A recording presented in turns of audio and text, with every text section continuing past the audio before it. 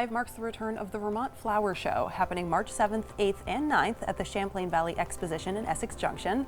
Come out of the cold for what's sure to be the signature gardening event of the winter, when the Vermont Nursery and Landscaping Association brings visitors a story of gardening. Good afternoon, and thank you for joining us on Across the Fence. I'm Jolie Whitney. A sure sign of spring in Vermont is a leisurely stroll through the main display garden at the Vermont Flower Show. This year, organizers are promising to take visitors back to a walk through gardens in medieval Islamic and English. Joining me to talk about this rite of spring are two members of the 2025 Vermont Flower Show Committee and the Vermont Nursery and Landscape Association. Gabrielle Bushy is the VNLA president, and Tanya Retz is the newest member of the VNLA board. Welcome to both of you. Thank you for having us. We're happy to have you, and the theme of this year is a story of gardening. So Gabe, take me through what that means. Yeah, we wanted to go back through time a little bit and try to identify gardens that represent different historical periods and try to recreate them in our own way, and also make it an enjoyable experience for the visitors. Sure, we can see a map on our screen, so you've got quite a variety. Yeah, we have quite a mix from, there'll be glass greenhouse, victory garden, Islamic gardens, flowing water, Dutch tulip field. I'm sure I'm forgetting a whole bunch of things, but there's quite an array of different gardens that people will be able to experience. Absolutely, a little bit of something for everybody. Yeah. And how long have you guys been planning this? It sounds like quite an endeavor. Yeah, it's been a year and a half of planning, and then we will have 3 days to set the whole thing up. So it's quite a madhouse once we get into it, but it's a lot of fun. It's a good challenge for us. Sure, and like you said, this is a lot of moving parts. So how do you make sure all the displays are up and down in time? Who's kind of managing the crew? We have a horde of volunteers that come and help us, hundreds and hundreds of people who come to help make sure that everything gets done. We have our core group of people who have worked with us planning everything and designing everything. Gabe is instrumental in making sure that everything is kind of on task and getting done. But we couldn't do it without our volunteers. And how long does it take to put everything together and then take it all down again?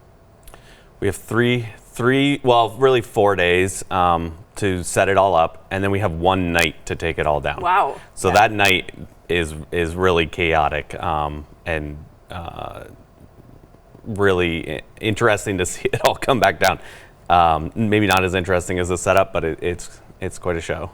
Sure, and we're going to jump into some more of the details in a second, but first I just want to ask personally, what's your favorite thing about going? Tanya, we'll start with you. My personal favorite is the collaboration between all of the volunteers and all of the different folks who make this happen. It's one of the only flower shows that we know of that is collaborative in nature and not really competitive. So that's what I really appreciate the most. Yeah, how about for you? I think it's just that we give people this experience in the middle of winter. We're coming up on spring, but we're not quite there yet, and I think it can give people that little bit of a boost just to get through the last bit of winter. Sure. And you kind of touched on the collaboration already, but who are some of the moving parts involved here? VNLA members. We have a lot of master gardeners who come and volunteer their time. What else have we got? Yeah, we have a lot of, we get a lot of donations from different places. Yes. A lot of the garden centers in the area donate plants. Clausen's Greenhouses is very generous with helping us force all the plants, making them all bloom when they're not really wanting to bloom. Sure. So we get just a lot of donations, and then the volunteers, as Tanya said, and also people are loaning us equipment and hardscape materials, and it's hundreds of different businesses that all pitch in to make it happen. Yeah, that's great. Really takes a village, you could say. Exactly. Yeah. And other than the flowers, which of course are a sight enough to see on their own, what else do you guys have going on for visitors? So we have the main display, obviously, that's what we've been talking about. We also have over 30 seminars that people can come and attend, and there's a list of all that will be posted online.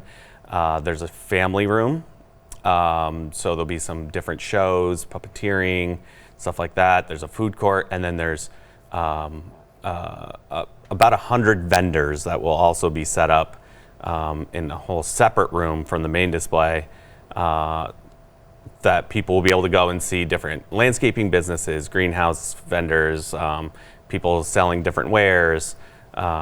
So yeah, there's really a lot to see over the course of the 3 days at the show. Yeah, so you can go maybe see some flowers and then get inspired and come home with your own flowering equipment. Yeah, exactly. And actually, we have a full list of exhibitors, sponsors, and seminars, and you guys have that on your VNLA website, and you can just follow the links to the Vermont Flower Show and see it there. And while we have that information up on the screen now, what's the charge for admissions? So it's, hopefully I'll be able to remember it all. $28 for an adult, $23 for a senior, I believe. Unfortunately, I'm not going to remember it all. It is all okay. right on that website, though. Great. And people can buy tickets online right there in advance, which I strongly recommend. It helps you get through and into the building, through line a little bit quicker if you pre-purchased your tickets. Sure. And are there multiple day passes? There are, yeah. In fact, you can buy a full weekend pass. Oh, great. So, yeah. If you see it once and you're like, I gotta come back and see it again. Yeah, or there's multiple days with seminars that you want to attend. That's all a possibility. And you've already kind of touched on this a little bit, but where do you usually keep all these plants before they're blooming? They're in various greenhouses around the county and surrounding areas. Clausen's is definitely a huge partner with us for that. And then a couple of Fairfax perennials who does wholesale. And even UVM, gets in on, they're growing some vegetables for us for the show. Nice. Yeah. Wow. And how do you usually get them to bloom for the day of the show? Obviously, everyone's there. They want to see the flowers, but they're not always ready. So what's the process for that? Yeah, actually, I'm going straight from here today to help move some plants around at Clausen's. And basically, we have to bring them into the greenhouses, turn up the heat, and trick them into thinking it's, now is the time. Yeah, exactly. Yep. So that's the process. A lot of pre-planning on that end then. Yeah, for sure. And we have a great group of people who over the years have the experience where they figured out, okay, if we bring this rhododendron in on this day, it'll be blooming on the day of the show. So it's I'm not the expert on that, but I'm really impressed with how much of a science they have it down to. Absolutely. And you mentioned this a little bit earlier, but you have some events planned for kids and families as well. Tell me about those. Yeah, so the family room is a great spot for everybody to take their kids. There'll be different shows going on, as I said. So there's puppeteering. I know we've had animals in the past. There's different sort of activities connected to gardening that they'll be able to do. The main display, kids get to see some stuff that they just kind of blows their mind. We'll have a scavenger hunt as they're going through the main display, sort of things for them to try to find as they're going through.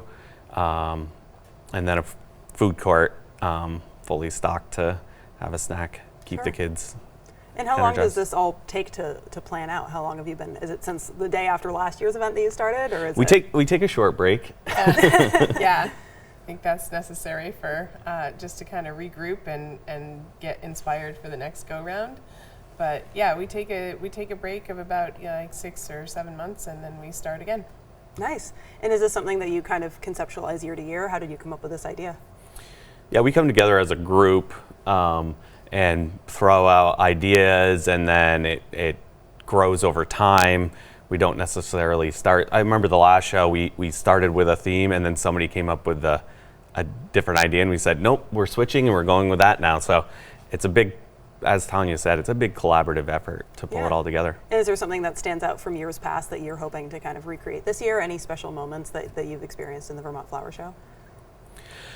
I don't know that there's anything specifically. We try to make it very unique each time. Yeah. So I think that's actually the goal, is to try to make it totally different every time. Yeah, definitely we want it to be a different experience each time, but as long as we can capture that magic and keep people coming back, that's our goal. Yeah. And we've talked a lot about the sights that people are going to see, but there's also a bit of flowers tend to have a smell, famously. So tell me a little, is that something that hits you on your way in the door? Yeah, it absolutely smells like spring as soon as you walk in the door. Yeah. Between the flowers and the mulch and all of it. And the humidity created. Yeah. Yeah. You're really kickstarting spring. Yeah, exactly. And we've talked a lot about the flower show, but that's not all you folks do. So can you tell me a little bit more about what the Vermont Nursery and Landscape Association does when you're not putting on this event? So we have various scholarship programs, various community outreach and volunteer programs that we do, where we can come in and make public spaces a little better. Go ahead. Yeah, we do a lot of work to generally try to promote the green industry, show people, what we can provide to the public, what businesses and people are out there to help them with their projects, whether it be for the community or for their homes or for their businesses. We're generally trying to promote horticulture and landscaping and try to push all that forward. Can anyone join if they're interested? Anybody can join. Certainly, it tends to be more businesses that are interested or people who are students. We have a lot of student members. But generally, it's businesses. But we welcome anybody to come and join. You can get a lot of additional information if you're interested in gardening and horticulture in and general. we'll pull up the website again in a second. I'm sure you can find all that information on there. Yeah, absolutely. All right, thank you so much for joining us today. We can't wait to go to the flower show. Thank you for having us. We look forward to seeing you there. Absolutely, and as you just heard us say, the 2025 Vermont Flower Show runs from March 7th to 8th and 9th at the Champlain Valley Exposition in Essex Junction. You can visit the website on your screen for all the details about the workshop, guests, speakers, and kids' activities. And that takes care of our show for today. My thanks to the crew behind the scenes here at WCAX who definitely deserve all their flowers for their hard work. I'm Julie Whitney. This is Across the Fence. Have a good one.